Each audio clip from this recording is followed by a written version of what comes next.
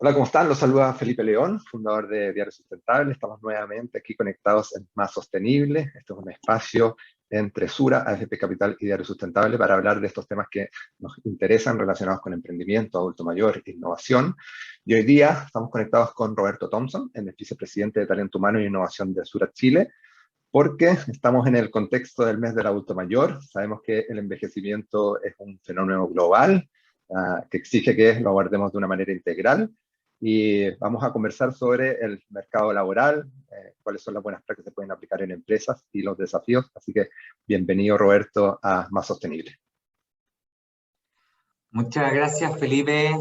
Un gusto poder acompañarte en esto y efectivamente los temas que estás planteando son hoy día temas que nos tienen atentos, preocupados y ocupados, dado todo lo que está pasando en el contexto no solo nacional, sino que mundial, demográfico y cómo el mercado laboral efectivamente se está transformando de una forma bien hasta agresiva, yo diría. Partamos por eso. Ya la pandemia, el COVID-19 hizo algunos cambios en la forma de trabajar. Me gustaría ver desde tu experiencia que nos cuentes cómo es el mercado laboral y bajarlo también al mercado laboral y adulto mayor, cómo está, cómo lo vemos hoy día en Chile. Mira, efectivamente, yo te diría que desde pre-pandemia no estábamos enfrentando a algunos movimientos importantes en cómo la demografía nacional se va moviendo y cómo las compañías efectivamente de a poco empiezan a vivir esos cambios. Compañías más grandes, más tradicionales, con más años, empiezan a ver justamente cómo internamente se empieza a dar vuelta la pirámide poblacional, así como está pasando allá afuera en el país, internamente empieza a pasar lo mismo. Y conozco de muchas empresas que les empieza a pasar eso, ¿no? Que empieza a crecer la edad promedio de sus colaboradores y empieza más gente a llegar a esa edad de jubilación y se empieza a transformar en nuevos temas que resolver. Como a áreas de recursos humanos, de talento humano, nos hacemos cargo de estos procesos, como al mismo tiempo, me refiero al acompañamiento, por ejemplo, en la salida o el tema de pensiones, asesoría de pensiones para los colaboradores, pero si todavía no llegan a esa edad, pero sí empiezan a darse cosas en paralelo como, oye, nuevas tecnologías que vienen emergiendo, nuevas formas de trabajar que hacen que todos los que estamos adentro necesitamos flexibilizarnos y movernos, y cómo los distintos segmentos etarios o grupos etarios viven o conviven de manera distinta con estos desafíos, y son también desafíos que las áreas de talento humano tienen que empezar a hacerse cargo. Y ahí de eso está pasando harto. Empieza a pasar que algo que decían los teóricos, que la obsolescencia de algunas capacidades empieza a verse en los equipos, y sí, es real, es real. Entonces la pregunta acá es, ¿cuán responsables tenemos que ser nosotros como organizaciones, como compañías, para tomar el problema y resolverlo de manera activa, proactiva, de cara justamente a favorecer a los colaboradores que están en esas situaciones tensionados, probablemente algunos de ellos tensionados porque la demanda de trabajo sigue igual, los jefes siguen pidiendo y resolviendo o pidiendo resultados, y a veces no es que no quiera, sino es que no puedo o no sé. Nadie me explicó cómo es esto de trabajar bajo metodologías ágiles, nadie me dijo cómo era usar Jira para la administración de los proyectos si yo estaba acostumbrado al Microsoft Project, etcétera, etcétera, etcétera. O sea, hay ejemplos por montones. Y eso en los últimos 2 años se ha incrementado justamente con los temas de pandemia, muchísimo. Volviendo a tu punto original de la pregunta, ¿por qué? Porque la pandemia funcionó simplemente como un acelerador de esto que ya venía pasando. Un acelerador, yo diría, relativamente violento o agresivo, como dije al principio. si pudiéramos hablar de buenas prácticas, sabemos que, ya que hablamos de la pandemia, le pusimos acelerador a estas buenas prácticas quizás de trabajo híbrido, pero ¿qué están haciendo o qué buenas prácticas se pueden hacer desde el mundo empresarial para incluir al adulto mayor y hacer un envejecimiento activo desde la empresa y mejorar la calidad de vida, pero también en trabajo intergeneracional, que hay una riqueza gigante también en ese compartir?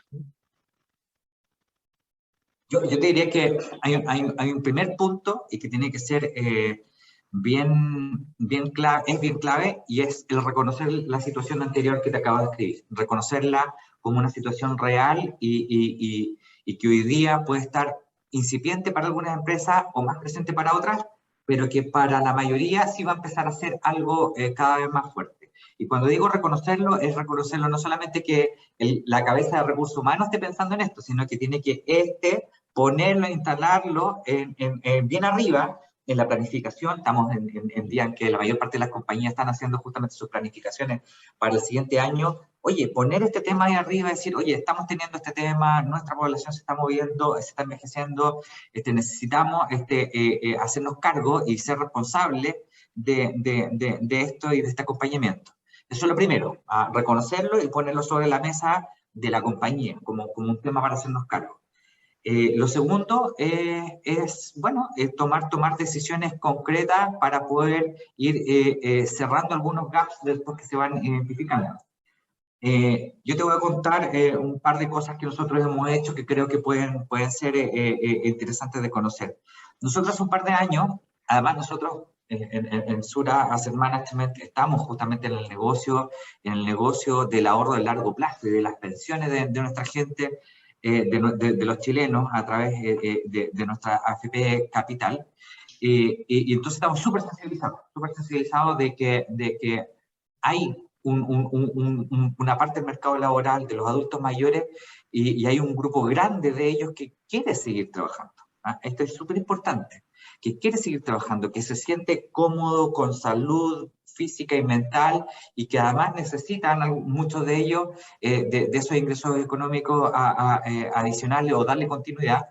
Entonces, nosotros nos ideamos hace algunos años un programa especial de contratación de pensionados.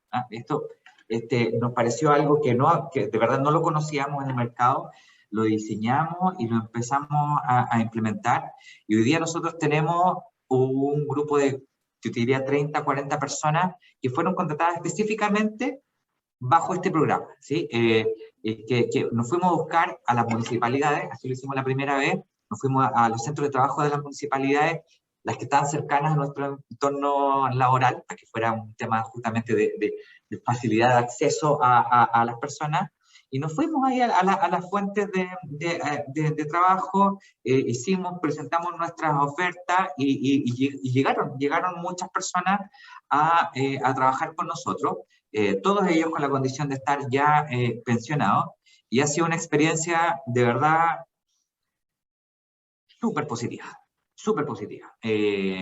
Nosotros incluso estábamos anticipándonos a que nos iba a costar un poquito más, que el entrenamiento, que las herramientas, que la verdad, todo lo contrario.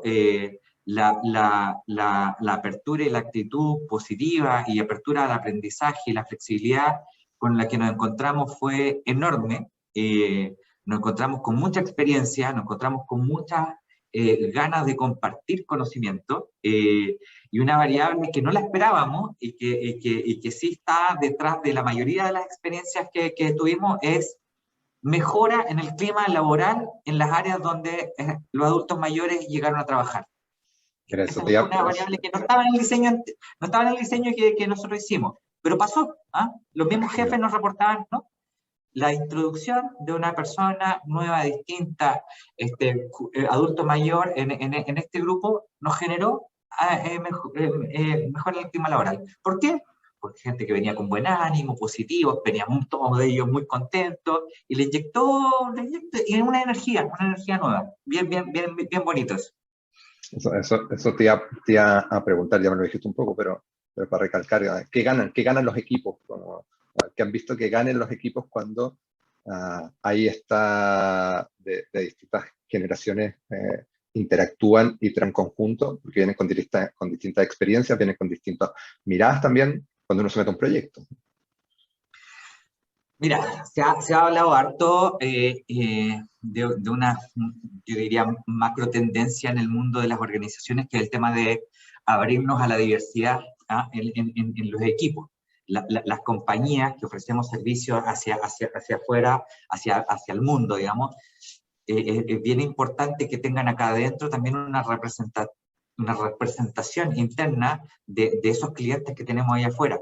Y por tanto, tener adentro del equipo gente de distintas edades, gente de distintas experiencias, gente de distintas carreras, orientaciones políticas, y ahí todo lo que tú quieras en el mundo de diversidad, es importante. Y en particular, entonces, volviendo al punto de los adultos mayores, esa diversidad de experiencias, y lo voy a poner en ese plano, evidentemente genera mucho valor porque ese adulto mayor que empieza a convivir y entablar relación para resolver problemas de cada cliente, trae cosas distintas, trae visiones distintas y visiones que a veces chocan un poquito con los equipos establecidos. Pero lo interesante es, ¿y por qué no? ¿Por qué todos nosotros que venimos de la carrera no sé cuánto, y estamos más o menos en el mismo segmento, voy a inventar, ¿no? Entre 35 y 45, ¿por qué no escuchar la opinión distinta y diferente de alguien que tiene 75 años? Hay una persona en mi equipo, por ejemplo, en el equipo de talento humano, que tiene ese rango de edad, y nos genera un nivel de participación muy distinto al que tiene un montón de chicos más jóvenes que están en el mismo equipo. Entonces, genera esa diversidad que para mí genera mucho valor para los equipos y para la compañía en general. Perfecto. Cerremos esta conversación hablando de los desafíos, abordemos los desafíos que siguen pendientes. Estos últimos meses han sido meses que hemos conversado harto sobre tensiones, pero creo que hemos conversado poco sobre los desafíos y qué es lo que hay que hacer, cuál es tu visión de estos desafíos que vienen a nivel nacional. Sí, Felipe, mira, yo te diría que lo que conversamos recién respecto de los últimos años, acelerado con pandemia, se va a seguir incrementando en los próximos años, y por tanto lo que yo te diría es que los desafíos tienen que ver con más de eso que conversamos, más fuerte, y por tanto una necesidad más potente de las organizaciones de hacerse cargo y de tener respuestas a una convivencia más importante intergeneracional. O sea, eso va a ser más claro y vamos a tener que vivir más con ello. Segundo, y con lo anterior, más estilos de trabajo y estilos de liderazgo distintos que tienen que convivir, y eso estilos de trabajo que tienen que ver con metodologías de trabajo, que tienen que ver con estilos de administración, y que nos vamos a tener que hacer cargo de eso, ¿no? Porque si yo pretendo generar te voy a inventar algo, ¿no? En este equipo de acá vamos a trabajar bajo la metodología del agilismo, ¿no? Pero tengo gente ahí que no estudió eso en la universidad, no lo ha trabajado en sus trabajos anteriores, y qué sé yo. Créeme que no es tan fácil, no es tan fácil acostumbrarse a trabajar de una metodología distinta o con herramientas distintas, como te daba en el ejemplo anterior, y eso nos va a pasar mucho más, cada vez más. Entonces, todo eso que genera como desafío, que las compañías tienen que hacerse cargo de eso, y tenemos que tener planes de trabajo específicos, de reconversión, de reskilling, de upskilling, de hacernos cargo de qué pasa si una persona definitivamente no se acostumbró a trabajar en el equipo de acá. ¿Que la primera decisión va a ser sacarlo de la compañía? No, por supuesto que no. Nosotros nos tenemos que hacer cargo de eso y poder poner programas de transformación, de acompañamiento, para que vaya a trabajar a otra área. Y si definitivamente hay una persona que no puede, bueno, ¿cómo lo acompaño para que efectivamente tenga una salida mucho más positiva y con posibilidades de tener un buen resultado en conseguir otro trabajo? Todo eso nos tenemos que hacer cargo. Yo creo que lo cambiante del mundo solo viene a acelerarse y mucho de ese cambio tiene que ver con el tema el envejecimiento de la población y el que vamos a tener cada día más adultos mayores trabajando en las compañías. Y yo esperaría además que más compañías se hicieran cargo justamente de poder incorporar gente y adultos mayores a sus compañías, como el ejemplo que te di, porque nos beneficia, pero también porque vamos a tener más adultos mayores necesitando justamente eso, ya sea por su espíritu, porque quieren y necesitan trabajar, o segundo, porque efectivamente necesitan ingresos. Entonces, por ahí va, yo te diría, el ponernos como meta, el poder resolver esto que está ahí, que está empezando a pasar y que va a pasar mucho más. Perfecto. Te quiero agregar una pregunta, fuera, como decimos los periodistas de pauta, pero creo que se te va a hacer fácil contestarla. Y que me llama la atención, tu cargo es talento humano y innovación, es algo que no se mezcla constantemente. Me gustaría conocer tu visión, ¿por qué en Sura el talento humano va de la mano de la innovación? Te agradezco la pregunta porque la verdad es que es bien interesante. Hace ya varios años, cuando empezamos a reflexionar internamente en Sura respecto de la necesidad de incorporar la innovación como una forma de enfrentar los desafíos de negocio, nos dimos cuenta en esa reflexión de que hacer más innovadora una compañía es ni más ni menos que modificar la cultura organizacional.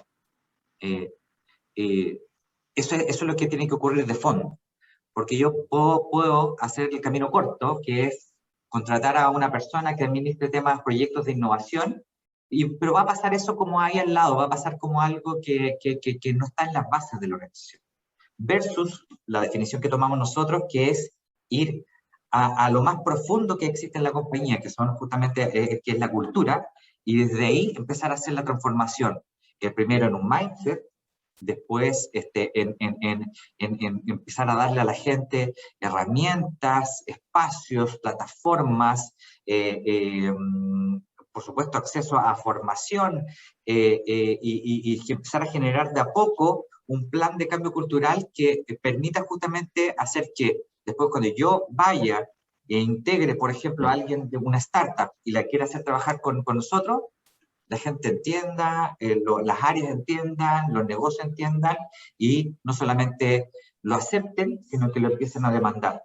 Nosotros empezamos hace varios años con esto y te diría que dicen los expertos que un cambio cultural demora años. Nosotros nos pusimos como meta en 3 años el poder tener algo ya de innovación en las venas de la compañía, y efectivamente creo que eso está ocurriendo, y efectivamente hoy día nos sentimos mucho más cómodos de que cuando viene una startup, lo recibimos bien, sabemos cómo trabajar, sabemos cuál es la lógica de esto, y al revés, ya nuestros negocios están diciendo cómo hacemos para trabajar con el ecosistema de innovación de Chile, o cómo podemos incorporar metodologías de innovación para poder hacer el desarrollo de un producto, etc.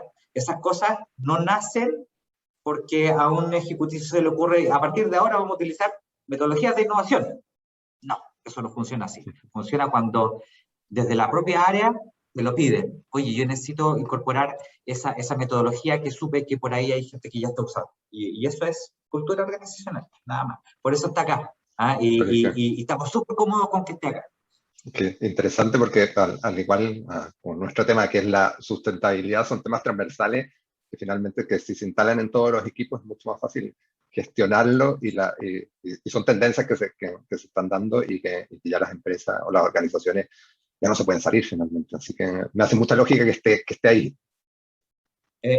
Mira, para reforzar el punto, es súper bueno tu analogía, es exactamente lo mismo. Nosotros necesitamos que la innovación esté en el ADN de la compañía.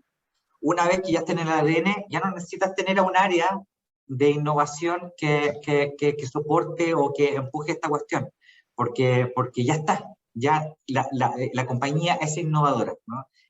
Nosotros todavía tenemos un área de innovación que va a seguir empujando esta cuestión, pero la expectativa es justamente es que hacia futuro ya no se necesite, ya está en el ADN, lo mismo que la sustentabilidad. Sí. O las áreas se transforman en facilitadoras finalmente. Así es. Sí. Roberto, te agradezco estos minutos de conversación con Diario Sustentable y Más Sostenible. Interesante todo el recorrido que hicimos por el mercado laboral, adulto mayor, desafíos e innovación. Así que muchas gracias por conectarte con nosotros. No, muchas gracias por la invitación y un gusto poder compartir algunas de las reflexiones, preocupaciones o acciones que hemos estado tomando nosotros en este tema que de verdad para nosotros es prioridad número 1. Muchísimas gracias.